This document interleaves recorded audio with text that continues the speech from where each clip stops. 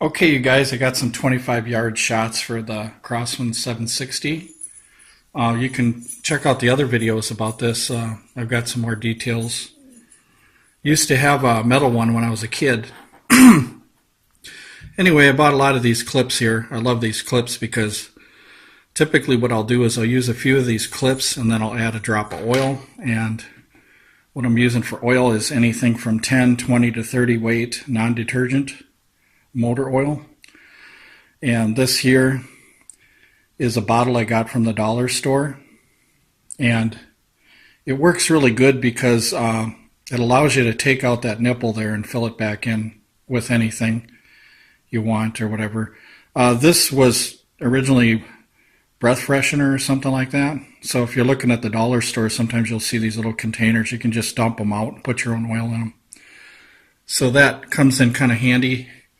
So that if you're out in the field or something now, I can carry that in my pocket. It doesn't leak or anything. And I could walk around.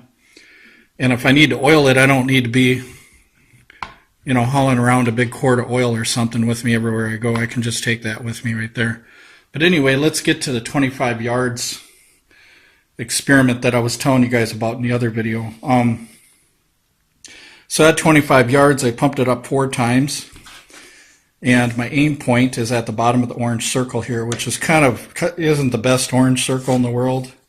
This is just kind of a quick test, but as you can see, when I pumped it up 4 times with the 7.7 grain wad cutter, I was 3 inches low from my aim point, and my aim point is right on the bottom of the circle. And so I went 5 pumps, and it looks like I'm still somewhere right around here. So if you take the group from here to here, I'm pretty much smack on as far as aiming for the bottom of the circle there and being right on.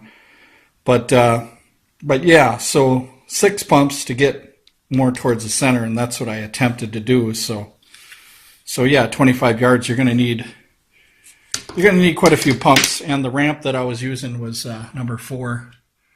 Notch number 4 right up there. So there's only, or let's see, 1, 2, 3. Yeah, there's only 4. So ramp number 4, it's the highest you can go. That's what I was using.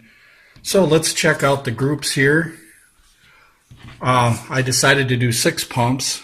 And now what I want you guys to look at here, this is hold on a sec. Let me see what this is here. I was going to say it's 15 yards, but it's not. It's 25 yards. So my mistake on putting this up here. It's actually 25 yards. So what I want you guys to do is just look at the group, not if it's centered or anything like that, but just kind of look at the groupings, because you can always adjust things later. If I take 70% of the shots, I'm about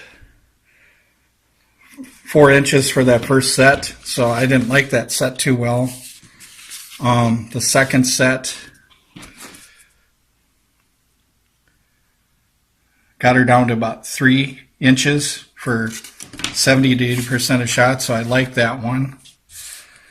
The third set, 70% of them were about 3 inches, so I kind of like that. And then this set here, even though it's lower, we can still focus on the groups, and if we do that, 70% of them are about 3.5, so not really happy with that one there. So when you add it all up, if you're using the Beeman 7.7 grain wad cutter, which is one of the cheapest pellets that you can get, that's better than the daisies. I don't know if you guys tried the daisy pointed pellets, but them are terrible. So they've been my worst shooting pellet, I think, in my pellet collection for, oh my gosh, 20 years now, the pointed pellets, but they're so cheap. You can get them really cheap and stuff like that, but you have to remember, you want a cheap pellet, but you want something that can get the job done too. So then I moved up to a match grade pellet. And this is the This is the thing where it gets kind of expensive. The match grade pellets are 16, like 15, 16.99 for 500, whereas these that I showed you here, the 7.7 grain wad cutters are $5 for 500, so it costs you a penny a piece to shoot. And of course, the 760 is a $30 rifle, and you get clips for what, about $5 for 4 of these. So very cheap shooting. So once again, this is 8 grain match JSB, 6 pumps, 25 yards. So let's just pay attention to the group here. So we're looking at 3.5 for the majority of shots on that one. This one got a little better. It was low, but it got a little better. 2 3/4, kind of like that one. So if you're just focusing on the group right here, you can tell it's not too bad. What has to be done, obviously, is if I'm doing 6 pumps, I need to pump it maybe 8 times and then move my, well, I could move my rear sight over a little bit, but that's kind of tricky. I could just kind of correct it by pointing a little bit over here. So as you can see, match pellets, even though if we did 1,000 shots of the match pellets and 1,000 shots of, say, like the cheap wad cutters, the match pellets might have a slight advantage because of the weight and the dimensions. They're more picky with them. So, but as you can see, the results that I'm having right now, you don't need to use a match grade wad cutter. You're not going to really gain a whole lot. So there's another pellet here, a round nose at 25 yards that I really like, that I tried. This is called the Air Arms Falcon. It's a 7.33 grain light round nose pellet. These are $12.99 for 500, so I used 6 pumps. This was at 25 yards. And if you notice here that 70% or something like that, we're within 3 inches, and I like that. And the thing I liked about this pellet too is when I was using the ramp number 4 up here, it seems to like to center itself pretty well with that pellet. So that's the kind of pellet I would use. But once again, if you're shooting on a budget, you know, $5 a can, $12.99 or $16.99, it's your choice. With me, I would probably go back to the fun shooting with the 7.7 grain beeman wad cutters. So I would probably go back to that. So once again, if you look right here, you can see that the majority of them are 3 inches. It's typical to have wild flyers and stuff with the smooth bore because of the fact that it has no rifling, and I'm going to show you a good example of what I'm talking about here. A smooth bore doesn't have any kind of stability for that pellet at all. So you can see these are keyholing, tumbling, and that's typical.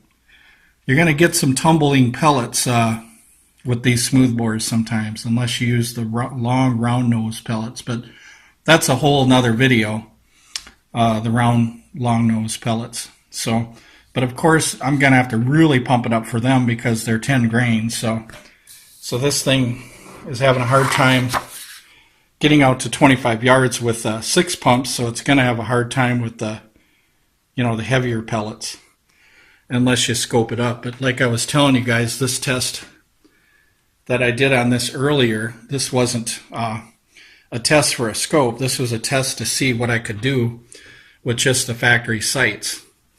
And that's what you're seeing here with the factory sights.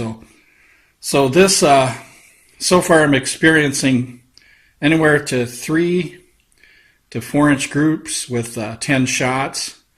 Now, if you guys did like 5 shots, of course, you might get smaller groups, but I like to validate accuracy off of a 10-shot grouping, especially for a smooth bore or rifles with limited accuracy, because I want to know where the majority of the pellets are going. And if you just fired a couple shots, say like, let's say like this one, you just fired 3 shots, you could say, oh wow, that's a 2-inch group. Well, not exactly. You still got more pellets. Once you fire the rest of them, they're all over the place. So that's why I believe in a 10-shot group. I'm not saying that's something you have to do, but I like to verify with 10 shots if I can afford it, with my pellets if I can afford it. So typically, the thing to really pay attention to in this rifle, if you're just using the factory sights, is obviously you want to oil that pad because it has no felt at all, and it does dry up. So what I do, or what I recommend, is doing a routine where you shoot a certain amount of clips and then you add a certain amount of oil. For instance, the other day, I decided to go 25 shots for an experiment. So these clips right here, plus the one in there, and then add like 1 drop. So 2 drops for every 50 shots. So I was trying that, and that was working out pretty good. It didn't seem like the gun was over oiling with 2 drops for 50 shots. You know, it was a kind of a warm day outside, and that kind of dries up the oil too. So one of the things I do with oiling the gun is I always check that pad, and if I'm not counting shots, what I'll do is I'll just take a peek at it there, and I'll just see if it's got kind of a wet look to it, like it's slightly wet. It's got kind of a shine to it. That's good. That means it's got some oil. So that's what I'm talking about with this. So, but yeah, these clips here, if you buy these clips, then you can do your oiling procedure based on so many shots. And the reason why you want to get into a routine of, say, like 1 drop of oil for 25 shots or 2 drops of oil for 50 and counting up, the reason why you want to get into that routine is you want consistency out of the rifle. So for instance, you won't get consistency if you dry up that pad and you start shooting. Then you go, oh, my groups are getting wider. I wonder why. Well, probably didn't oil the gun. So lubrication and taking care of it, making sure your screws are tight, you know, double checking them, making sure nothing's loosening up on you or whatever. But it is a smooth bore. It is a fun rifle to shoot because it's such lightweight. And even at 20 yards, I suppose most kids can pump this up 3 to 4 times and you can get out to 20 yards. But at 25 yards, you kind of have to, you know, like right here, 4 pumps, you kind of have to, instead of aiming here, you're going to have to kind of like aim like up here to pull this up. So, and that's a 3-inch circle. I kind of traced a line and sprayed it. So this was just a quick test. I did use a rest style on a table. I used a pistol rest for this thing to perform this experiment. So based on what we have here is that 4-inch metal target that I have down there at the end of the 25-yard line is suitable for this rifle. So if you guys are doing field target, you can make a field target course for this air rifle. What I would do is I would set up a 4-inch target at 25 yards. Maybe 12.5 yards, I would set up a 2-inch target maybe. And then 6 yards, a 1-inch target, so you keep dividing by 2, that kind of thing. And you can make yourself a little field target course if you want with this rifle. Even though it's cheap and it's not the most accurate thing in the world, you can still enjoy shooting targets and stuff like that. The velocity isn't really super high on these pellets, so you won't damage the metal targets that much. So they'll last quite a while, even though they got dings in them and stuff like that. So, but anyway, thanks for watching, you guys. Make sure you watch my first part of the video because I've got some more details. I get heavy details usually on my first video on a lot of the air rifles I do. And then the rest I just show you kind of like my progress, what I'm doing. So this is, once again, this is 25 yards. Trying to shoot on a budget using the 7.7 grain wad cutter beeman. And yeah, and the rifle itself was probably just over 30 bucks. Now they got the new ones now where the pump comes up a little further up here. So I don't know how they shoot, but I might buy one and you know, play around with it, see how it works. So anyway, thank you very much for watching the video, you guys.